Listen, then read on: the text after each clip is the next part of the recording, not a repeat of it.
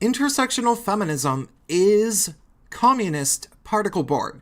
Hey, it's Prince of Queens, and if you know anything about the history of feminism, you might have asked yourself, how did feminism go from the white feather campaign of the first wave, when women would give young men who weren't in uniform white feathers to shame them for avoiding going to war, all the way to the current year, where feminists almost shame women for not being interested in pursuing engineering at university? How exactly did feminists go from demanding the right for women to vote, all the way up to believing it was acceptable to mandate that every boardroom in California was composed partially of female directors, as if the state should have complete control in all matters? You've likely heard people say things like, well, leftists and feminists are all just a bunch of commies, in spite of the fact that communists mainly cared about economics and intersectionals care almost exclusively about identity politics. Though, not surprisingly, the truth is that when people call intersectional feminists communists, they aren't exactly wrong. And thus, my goal here is to prove it by connecting point A to point B to point C. Now, I'm largely going to rely on 3 historical communist female examples to illustrate this point, but I could certainly talk about others. So let's start with point A. What does Mary Inman, author of In Women's Defense, have in common with Suzanne Weiss of Everyday Feminism and literally every feminist that's ever written about quote-unquote emotional labor?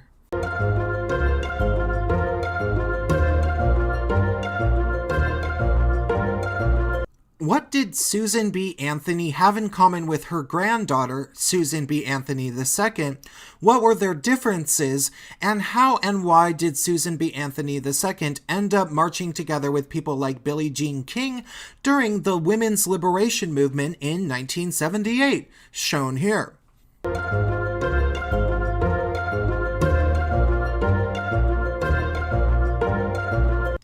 Why are completely wacky, identity politic obsessed, and politically incompetent people like Nikita Oliver, who once came close to becoming the mayor of Seattle, put on a pedestal by thousands or maybe even millions of people who simply identify as being leftists simply because of their identities? Not unlike Claudia Jones, who they wrote an entire book about called Left of Karl Marx.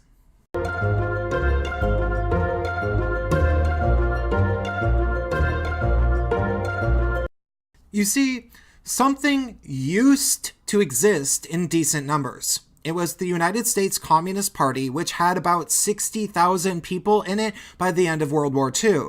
And then, at some point during mid-last century, the Communist Party of the United States largely went underground, or people resigned, due to both the McCarthy era and the Cold War, thus prompting the Communist Party to splinter into bits, though it all but came back together towards the end of last century, and this time, it's maybe even bigger, and ran mainly by women.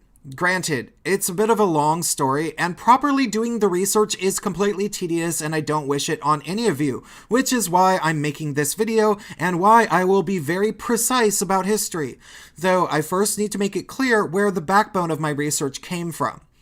Over the course of researching this video, I read all sorts of stuff, including an entire book written by an intersectional feminist with endless articles and videos to go along with my research, which I've been doing for years, as well as an entire book written by an anti-feminist with endless articles and videos that I've also been looking at for years. However, the 2 things that ended up being most useful were this: a book called Red Feminism by a feminist leftist named Kate Weigand, and the work of David Horowitz, who is a conservative scholar that used to be a full-blown Marxist himself that actually did work with the Black Panthers. The first book is about why the author believes that contemporary feminism was built on the sentiments of communist women during and prior to the Cold War. Funnily enough, at the beginning of her book, she said something to the effect of, "Many conservatives have long disparagingly compared the feminist movement to communism. However, in this book, I'll explain why they're kind of right." David Horowitz's work has also been completely instrumental in helping me understand the contemporary left in terms of its high-level political motivations, funding, and their habits of hiding in the shadows, rebranding themselves to sound less like communists, prioritizing the Islamic identity as the pinnacle of the oppressed, and using terms like social justice and another world is possible to sugarcoat their deep hatred of liberal democracies. That being said, I figured that after reading books written by far leftists themselves, and a recovering far leftist like the ridiculously well-researched, cited, and experienced David Horowitz, I had a balanced perspective, and since both people admitted to a lot of the same exact information in their books, each citing endless footnotes, I feel confident that I'm almost certainly not missing something important. So, okay, what is intersectional feminism and what is communism? Let's start there. Well, I'd best describe communism as the utopian end goal of a civilization that Karl Marx imagined we'd be naturally living in once capitalism inevitably collapsed and the workers owned the means of production, thus promoting the notion that everybody should only work according to their needs in proportion to their abilities. The idea was basically that capitalism wasn't sustainable and would collapse naturally, and Marx merely predicted how this would happen, which ended up not being true, as capitalist societies fare the best in the world to this day, and thus, due to this major miscalculation, Marx thought something along the lines of believing that the meek shall inherit the earth from the greedy rich capitalists, and then eventually we wouldn't need a government because people would feel inclined to cooperate and stuff. And since there was that major miscalculation, a lot of people tried to force the world into Marx's vision, and a lot of people died. Granted, Marx wrote a lot, but he was apparently mainly just criticizing capitalism, which later became described as communist theory, which is basically an elaborate way for weak-minded people to justify whining about the real world. And since the communist end goal is literally impossible, as it defies human nature, communist theory is all we're ever going to get. That's my abridged definition of communism. That said, the people who take these supposed theories seriously, which technically weren't theories at all, as it was really just a debunked hypothesis about a future one-world, non-governmental, utopian civilization that we'd end up living in inevitably or whatever, these people who take Marx's writings seriously have created all sorts of political parties since around the turn of last century, hoping to get to that one-world non-government, even though intelligent people with economic knowledge know it's all BS.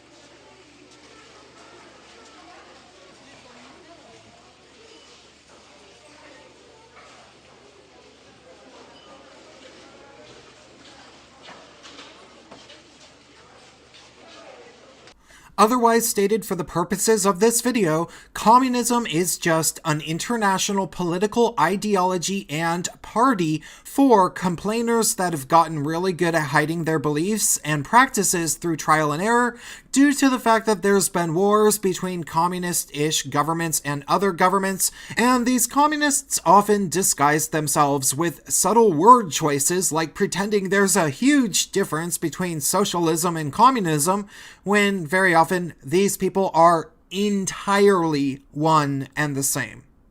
Your planet was on the brink of collapse. I'm the one who stopped that. Do you know what's happened since then?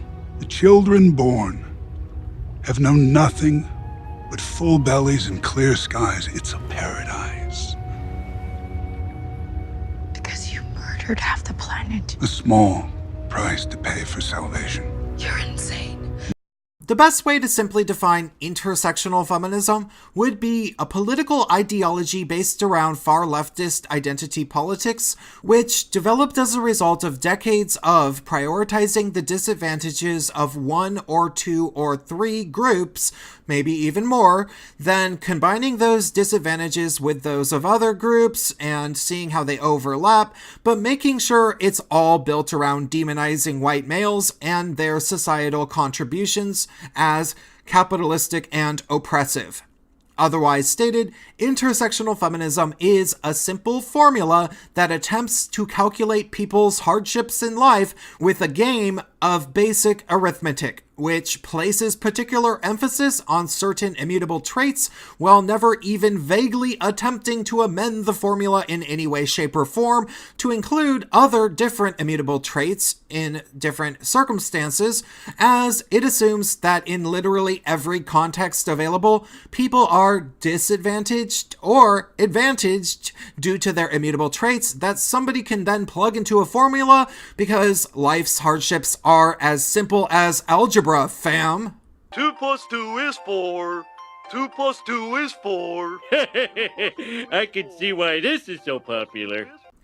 Truthfully, from my standpoint as a men's rights advocate, the absolute most important thing to keep in mind about intersectional feminism is that it's not even proper intersectionality by any stretch of the imagination. At least if you were to look at the philosophical concept of intersectionality being the study of various different overlapping hardships and disadvantages and how they affect you in society. Yep. Intersectionality isn't even the least bit honestly intersectional, and the reason for that is fairly simple. The modern communist movement and the modern feminist movement are literally one and the same. So the intersectional feminists claim to be intersectional, but they'll never admit that men simply have it worse than females in contemporary Western nations by every tangible systemic metric available, because in order to do that, you'd have to violate both feminist principles and Marxist principles.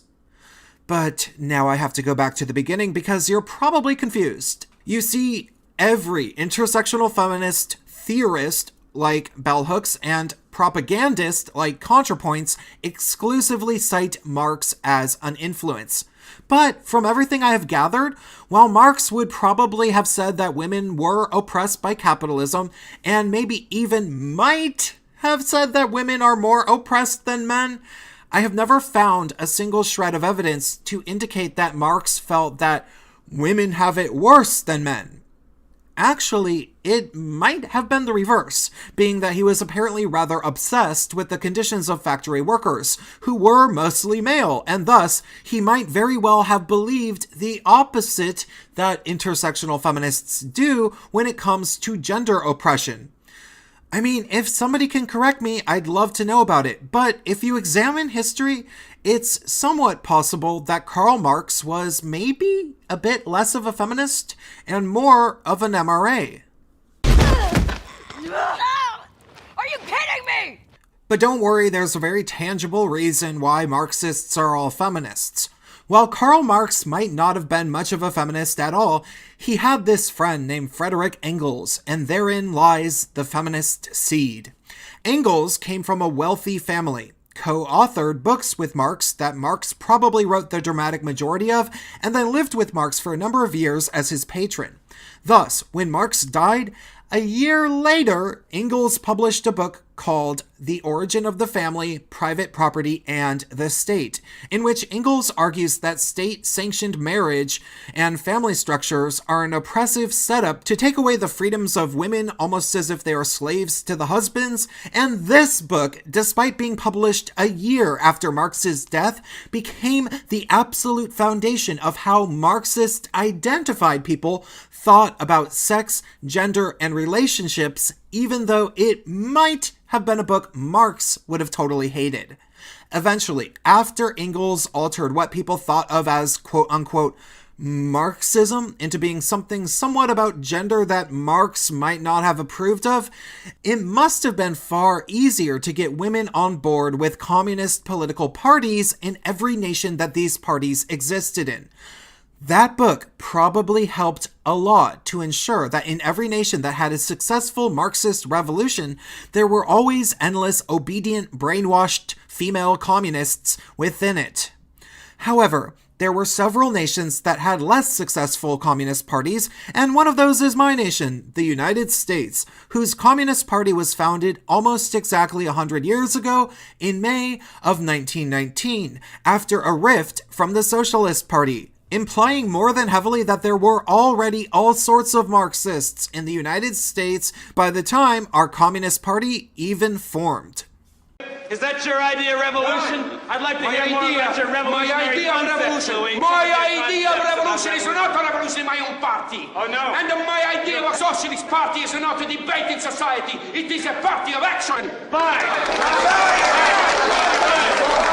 The example we can give him is go to that convention and take control of the party. No, we form our own party, and I hope that everybody here who believes in Bolshevism will be there that night to help found that party.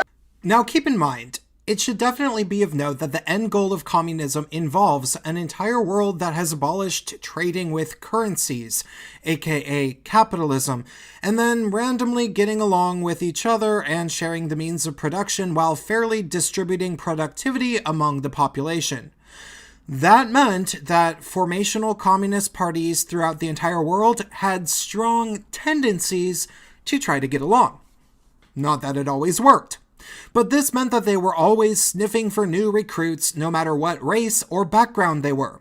That all being said, a lot of people make two historical claims when they think about the early years of the United States Communist Party, which leftists now call the Old Left, which encompassed the time period from around the formation of our Communist Party in 1919 until the end of World War II, when the Cold War with the Stalinist Soviet Union became the biggest global militaristic priority in our nation, and thus the Communist Party people generally went underground or denounced the Communist Party. The two claims I've heard people make repeatedly are first, that the United States Communist Party was entirely being controlled by KGB operatives, which is definitely not entirely untrue, but seemingly a bit of an oversimplification and might be applying a bit too much importance to the Soviets, due to the fact that there were American Marxists that had their own ideas about how the communist utopia should work. You see, the author of Red Feminism described the Old Left as being years of great political turmoil between domestic communists, as they all had their own specific set of grievances and social limitations around being able to work effectively with each other, and that included American communists being able to work efficiently with Russian communists living in the United States, i.e., they fought a lot. Even back then, identity politics and what I call starving piranha syndrome caused a fair amount of tension as, for example, the white domestic communists were often racist towards the black communists, and black people involved with the organization obviously didn't appreciate that, so many domestic communists made it a big point to fight against what they called black chauvinism, because they felt that racism would keep black people away from the Communist Party, which, remember, was something that they thought everybody on Earth should be a part of. We accept a one of us. Gooba gobble, gooba gobble. We accept her, we accept her. Google gobble, Google gobble. One of us. One of us. Google gobble. The United States Communist Party did lots of targeted outreach towards the black community in particular, which was sometimes based around legitimately helping black people, or Negroes as they would have called them, with issues that were legitimately affecting the black community. But the caveat was that if they worked with any black community organizers and helped them get anything done, they expected the community organizer to prioritize the Communist Party ahead of their own communities, which I think is pretty messed up. That said, there were all sorts of problems between the Russian Bolshevik communist immigrants, who didn't always mix super well with the white domestic communists, because let's be honest, when you get a bunch of people who hate capitalism because they feel that it didn't work for them, the starving piranha syndrome will always rear its ugly head. But one thing is true. While not all of the Bolsheviks necessarily had ties with the KGB, there were historically noted KGB operatives among the Communist Party in the United States, and when they were arrested at the beginning of the Cold War, it crippled the leadership within the Communist Party severely, which certainly didn't help morale, and became one of the turning points that marked the end of the old left era, as the other communists were generally forced to go underground to escape persecution. The next subject that I should cover and or partially debunk is the idea that all of this identity politics stuff originated from the scholars known as the Frankfurt School of Cultural Marxism, who ended up teaching at Columbia University eventually, which is simply mostly untrue, as the actual school part of it was founded in Germany 4 years after there was already a Communist Party within the United States, and there is really nothing super significant within the Frankfurt School that wouldn't have probably naturally emerged in a country like the United States in terms of identity politics due to the melting pot nature of our nation. Yes, the Frankfurt School did have a fairly significant influence in helping get Marxist ideals into academic institutions, with their key role in postmodern philosophy, but it certainly didn't invent Marxist identity politics like so many people seem to claim. It was merely one of the staples of postmodernism, which metaphorically would be like the glue that holds the particle board together. If there's glue in particle board. I think there's glue?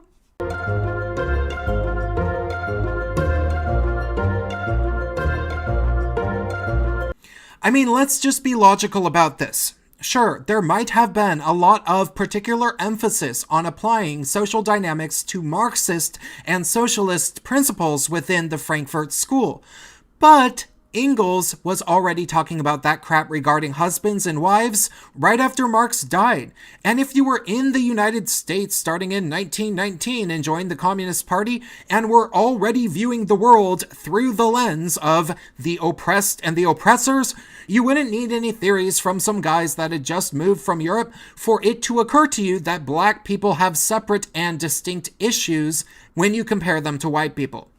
That being said, I don't want to get into postmodernism excessively in this video, because those are long concepts that I have talked about a bit in other videos, and people like Jordan Peterson and a man named Stephen Hicks especially specialize in explaining postmodernist thought, which originated mainly in academia, and these people have both delivered great lectures about postmodernism, like this one.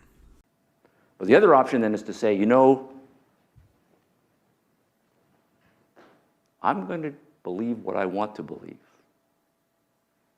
There's no way I can give up this beautiful, deep part of my identity. And that means that I have to find some way to get rid of the logic, the evidence, and the commitment to reason.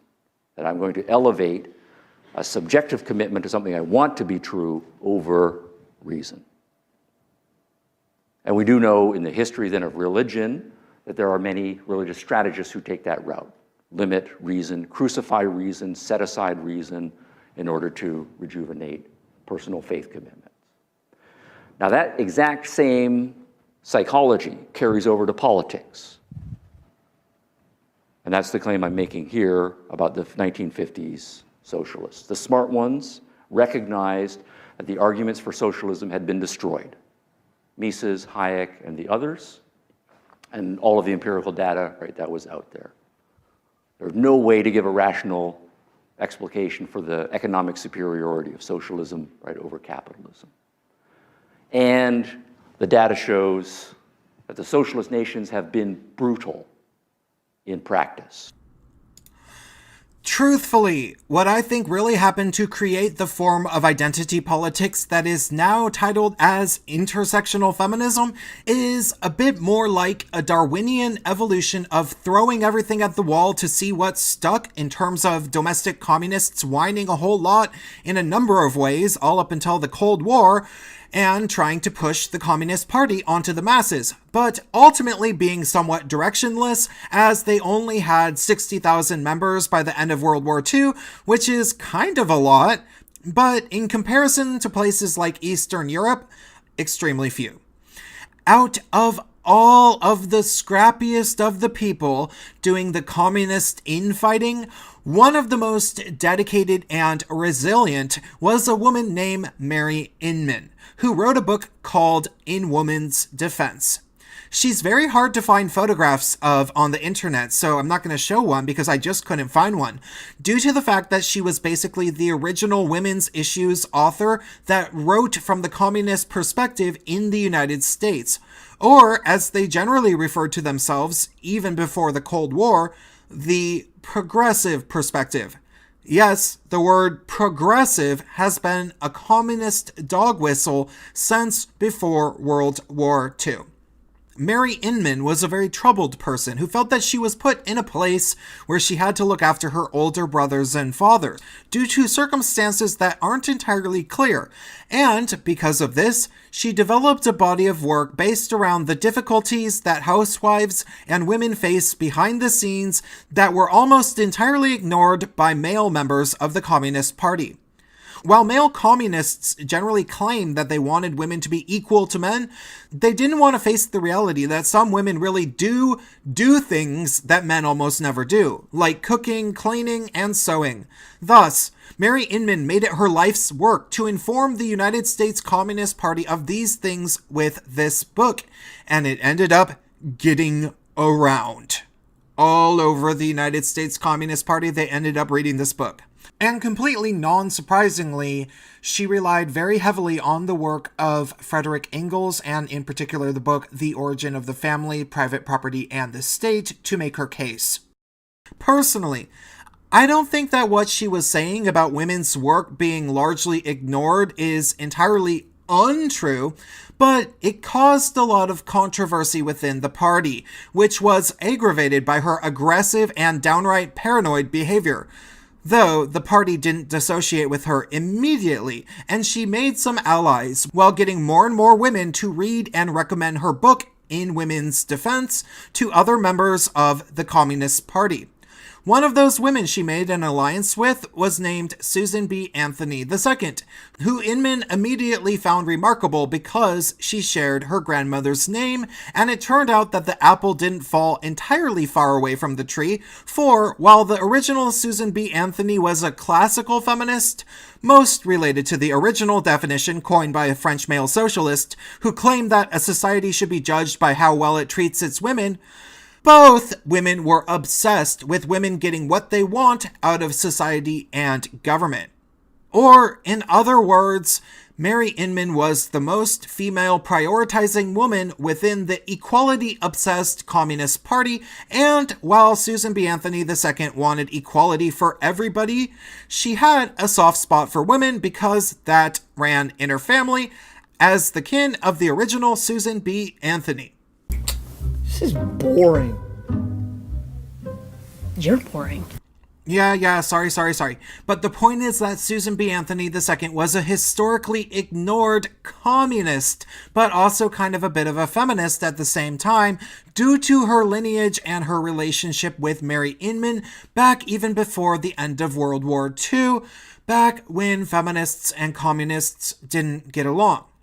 Together with a few more women, they started an organization called the Council for American Women, or CAW in short, which served to be pivotal in the way that the domestic Communist Party dealt with gender grievances. And while Mary Inman fell out from the Communist Party on very bad terms by the end of 1941, and eventually became convinced that the party had an organized conspiracy to destroy her reputation and rewrite history so that she wasn't included in it, which led to her no longer talking to people like Susan B. Anthony II eventually, and refusing to do interviews as if she was likely mentally ill, women like Anthony and all of their friends made sure to have everybody they knew read Mary Inman's book, In Women's Defense.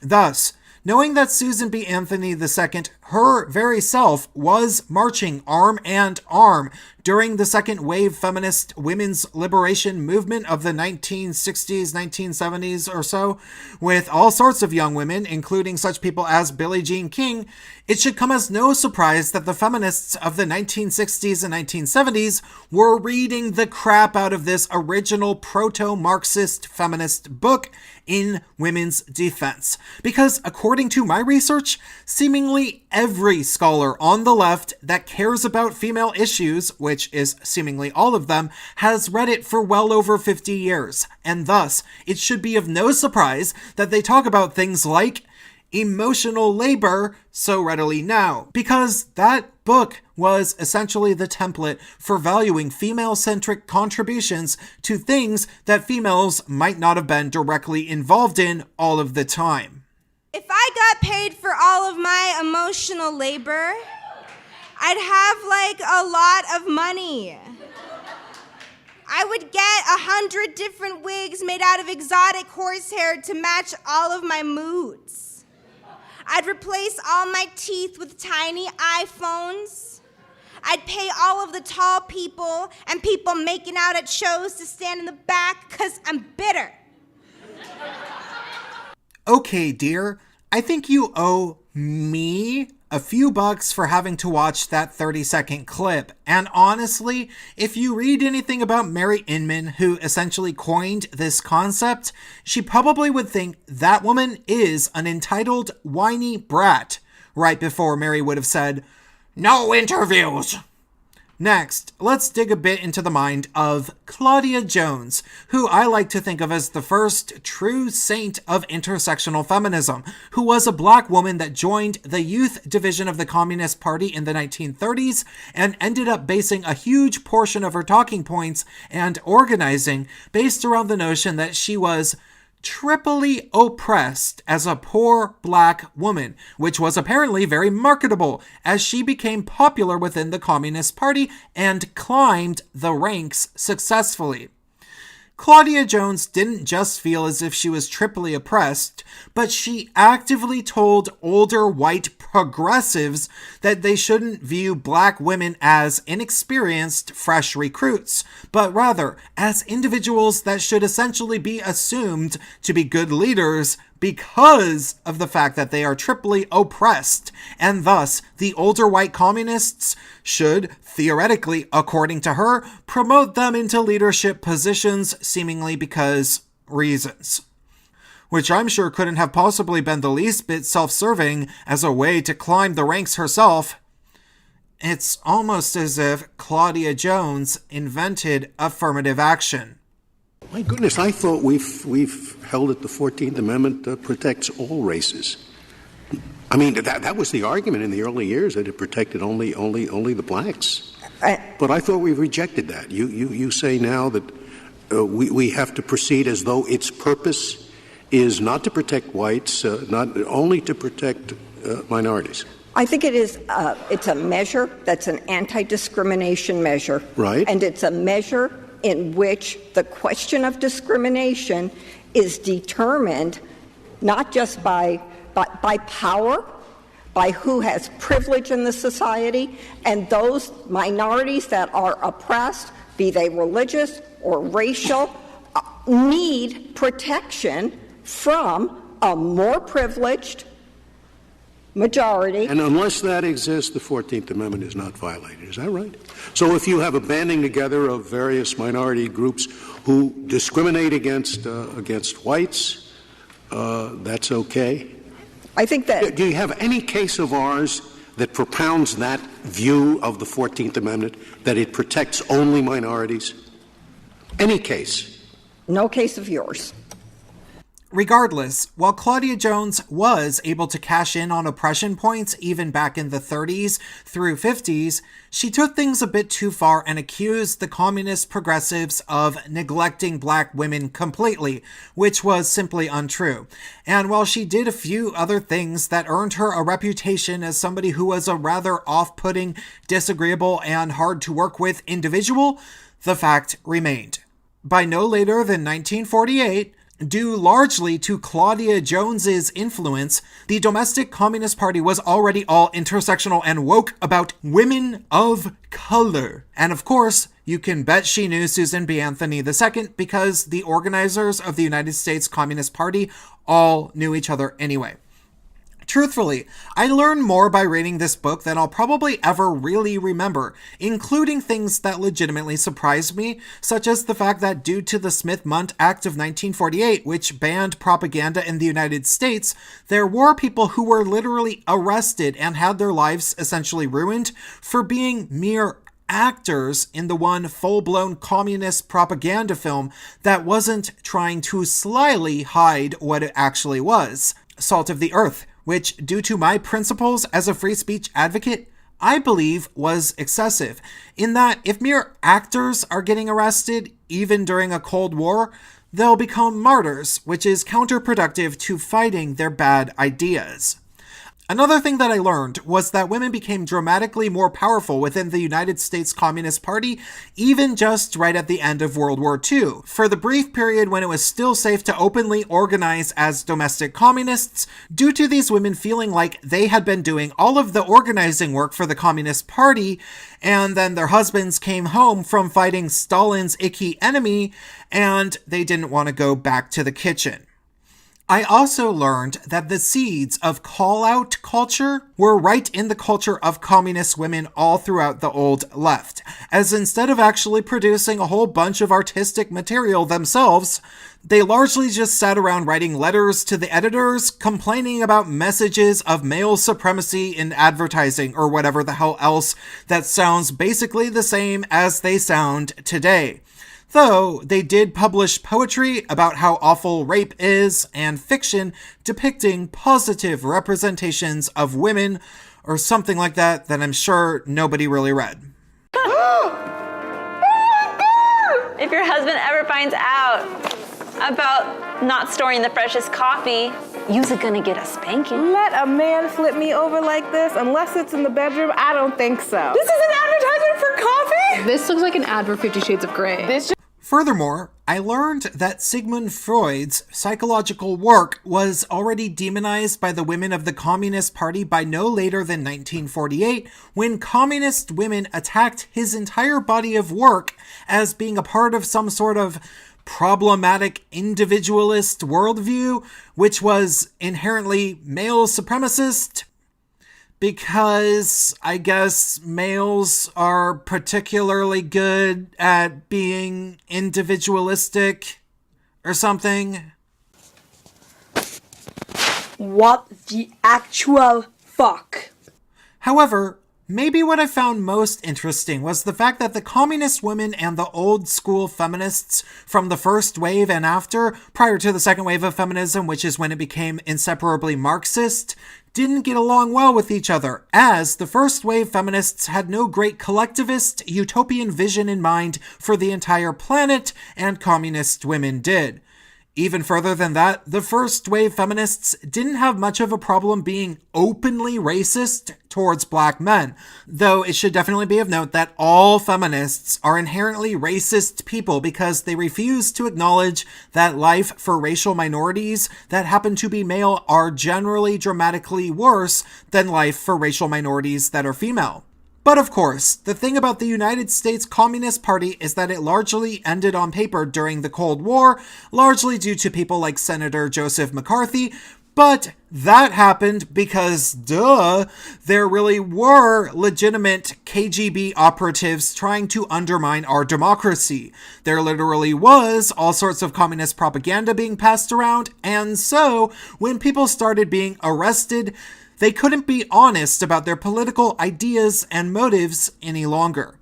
However, such people absolutely did not give up on their communist beliefs, and instead, they quietly taught communism all through the 1950s and 1960s, either to their children, which we now call red diaper babies, and they congregate in activist organizations, mainly centered around anti-war activism, Black civil rights issues, and of course, the women's liberation movement, which was the first to establish academic legitimacy in universities by no later than when the first women's studies department was founded in 1970 in San Diego.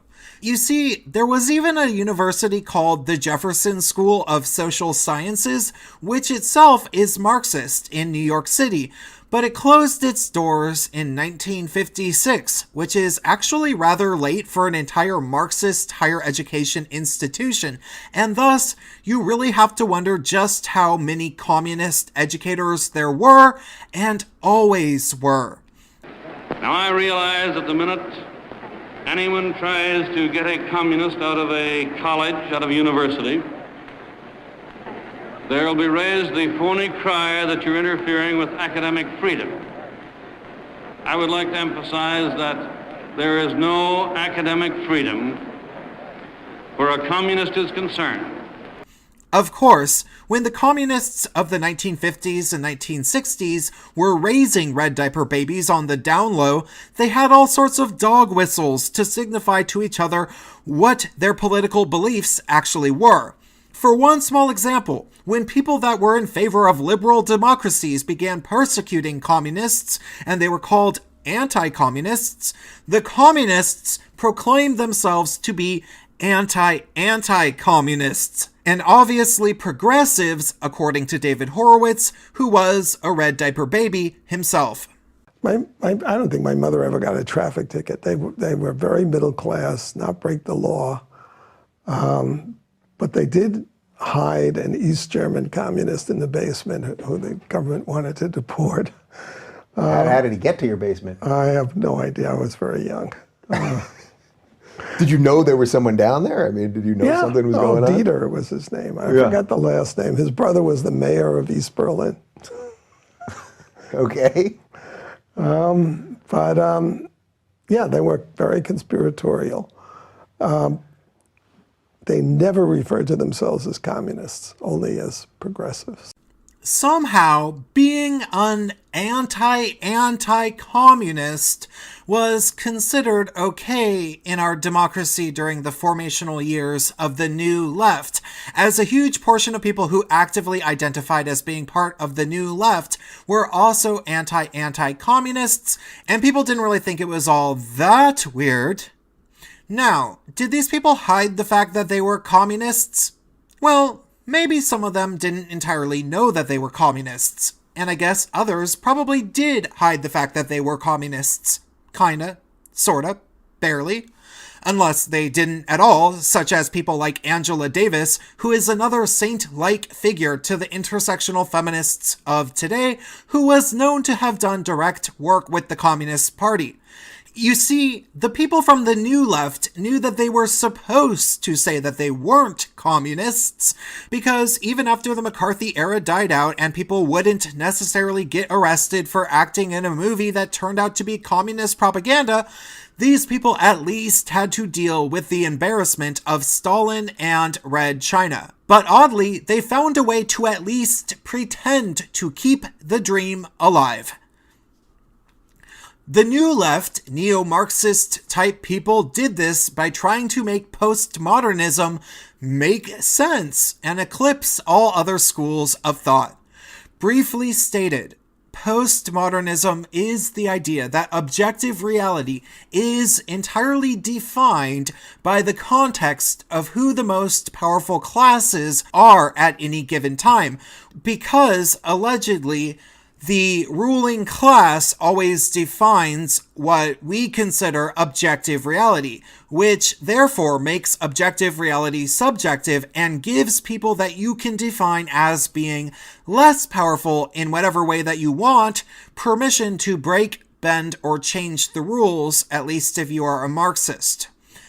Granted, postmodernism doesn't make much of any sense in most contexts, even without Marxism, and I legitimately don't believe that the majority of people who claim to think that it does actually believe what they claim to believe, as instead, I think they largely don't really know what they think, because I was honestly a bit like that myself after being gaslit my entire life in a far leftist, feminist environment, like Seattle in the 1980s and 1990s.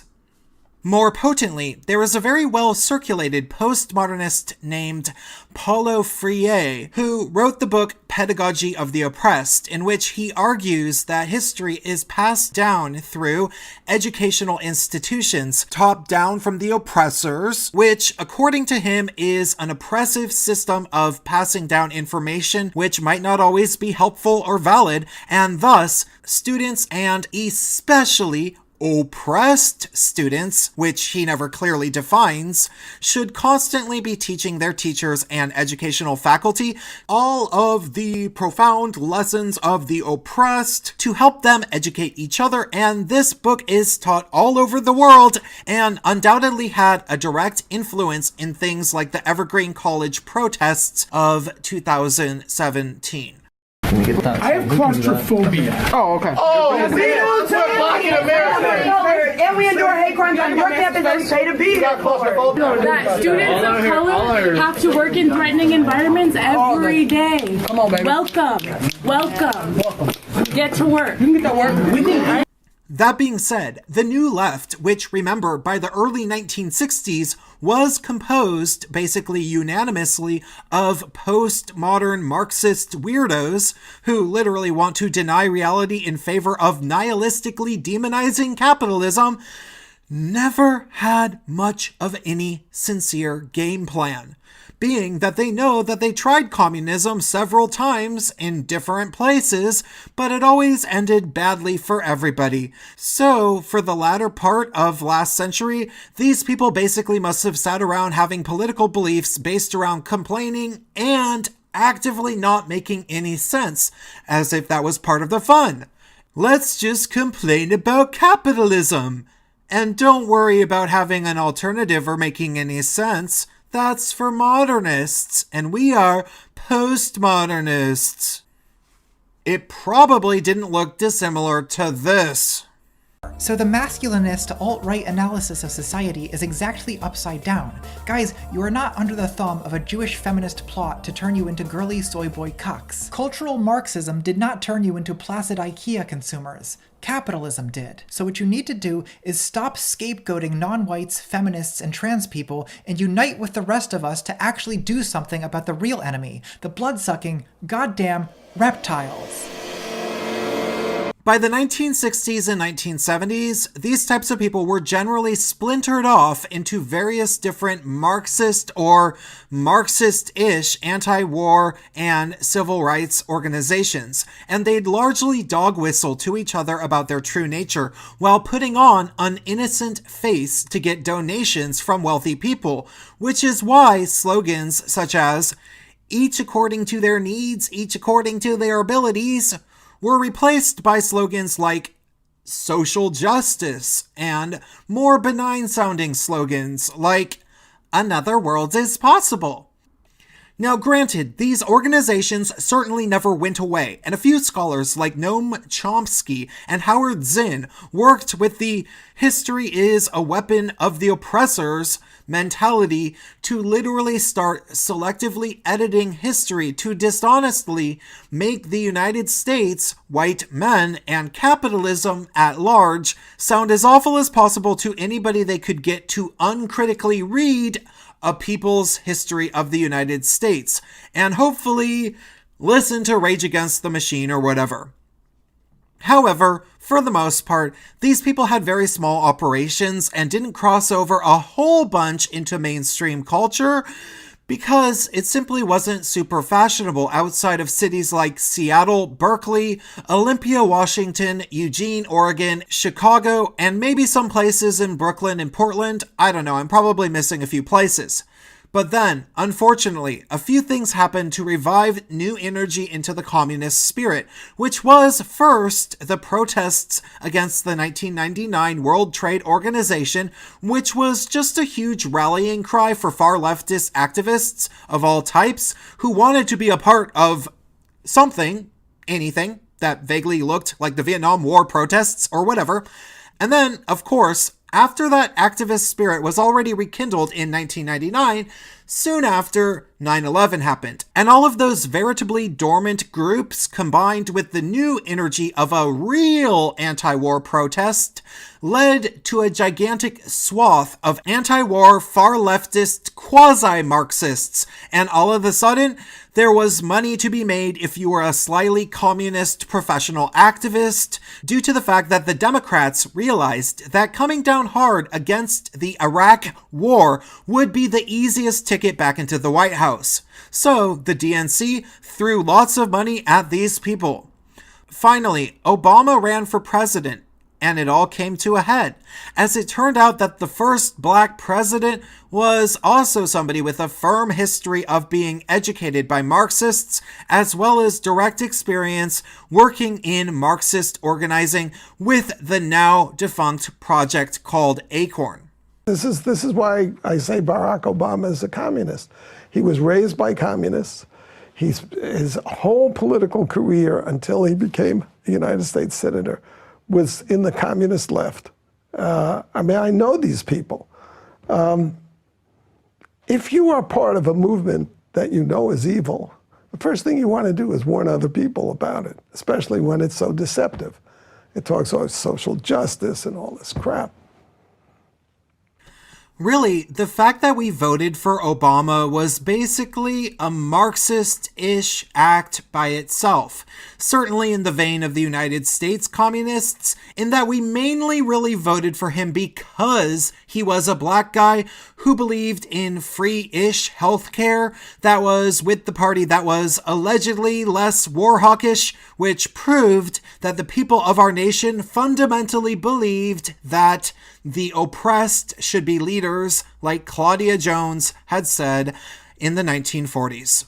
However, a few strange things happened somewhere along the way that most people didn't see coming until it was a bit too late for comfort, which was that the far leftists in the United States started making alliances with Islamic governments and wealthy Islamists, so that current United States communists could use their skills as lawyers to defend the free speech rights of domestic radicals, terrorists, or people who fund Islamic jihadi terrorists. You see, by the late 1980s, there were groups of radical Islamists in the Mideast that began marketing their organizations as the victims of Western oppression, claiming something along the lines of, "The white capitalists stole all of our oil," and thus they shook hands with Western communist organizations and Marxist leaders at conferences such as the one held in Durban, South Africa, which was titled as something to fight against racism, but was really a way for Islamic leaders and Marxist leaders to coordinate an assault on liberal democracies such as the United States, the UK, and Israel. Now, being that we do know for sure that Qatar funds news sites like Al Jazeera, which makes Facebook propaganda videos like AJ+, it's not all that difficult to assume that the Islamic governments or their wealthy citizens were sending checks maybe directly to local far leftist activists, which is why Islamic people are treated as even more oppressed than black people, because the Islamists are financing all of it.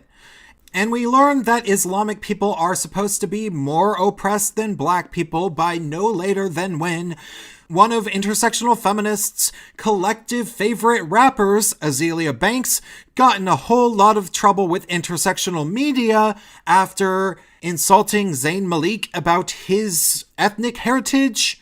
being that he's from Pakistan, which is a Muslim-majority nation. But Azealia Banks took to Twitter yesterday and showed her ass once again. Yesterday, she slung shit at a 14-year-old girl that's been on everyone's dash lately, Sky Jackson.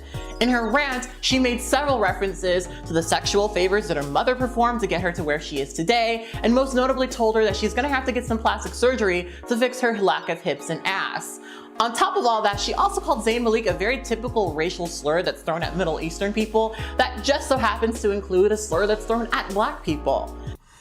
Kat Blaque was one of the biggest intersectional feminist YouTubers, and while granted, I'm fairly sure she was just a useful idiot who doesn't understand politics, what she and other fourth-wave feminists, which had a sizable public platform, all shared in common was that they utilized the internet to spread social justice and progressive values.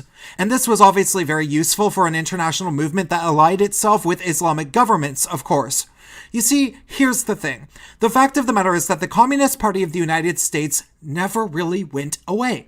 Intersectional feminism really is just communism with a female head, as if a head grew back in the old one's place after the previous head was chopped off when people didn't want to worship Stalin or Mao past the 1950s, and women's studies departments were a great Trojan horse to get their way into academia.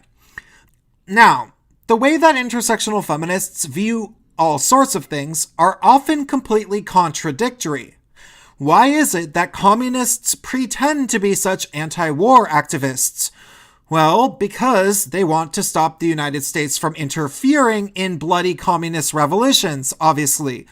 Unless, of course, Noam Chomsky wants the United States to stay in the Middle East because it suits his wacky and inconsistent agenda, or maybe the agenda of some of his allies or something. Why are feminist communists also defending the hell out of Islam, even though it is so oppressive to women? Because, well, Islamic governments are paying them, we can assume.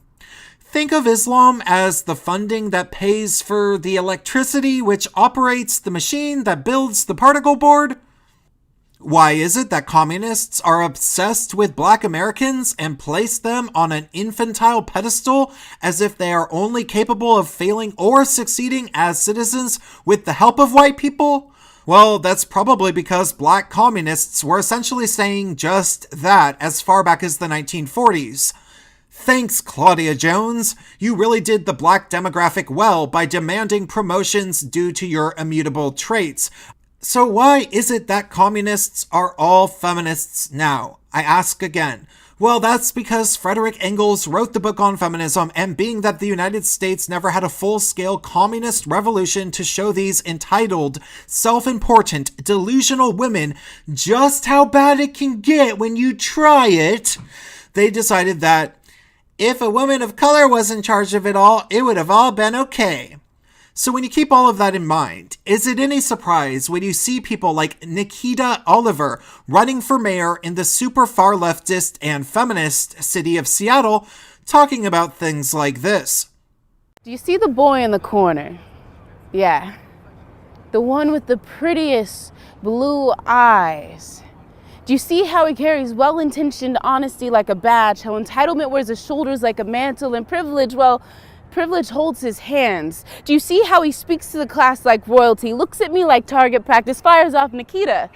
I'm just being honest. But when you say Black Lives Matter, I feel like you're calling me racist. I feel like he trails off. Or talking about things like this.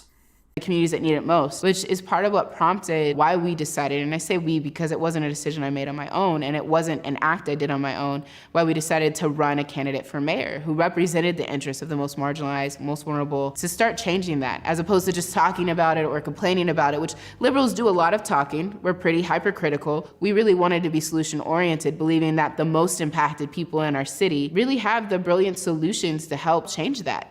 Anybody who actually understands how communism and feminism actually work and actually evolved to a very small degree will know that she's a communist. But of course, the dramatic majority of the people who supported her sincerely believe that she's not, which is why she came in third place for mayor and was demanding a recount for a week like a crazy person. Honestly, the sad fact is this. Most people just learned the word intersectionality a year or two ago and have never bothered to learn much of anything about feminism or Marxism. So when somebody told them, it's just feminism that pays attention to everybody's issues, regardless of gender or skin color, it all sounded good. But of course, somebody had to come up with this phrase, intersectional feminism, and those people were taught by other people, and by now, hopefully, you'll see that it's literally just hand-me-down heirlooms from people who were marching in the 70s who directly got it from communist women. Which is pretty obviously why they hate gay men so much, because A, they're feminists and feminists hate men, but B, because they are communists and communists hate gay men a whole bunch if you look at history, because they thought that gay men were a sign of bourgeois capitalism or something like that. I should actually really read exactly what people like Fidel Castro had to say about gay men. I haven't done it yet, but I should. So when somebody tells you, I'm an intersectional feminist, and you say, do you self-identify as a communist? And they say, no.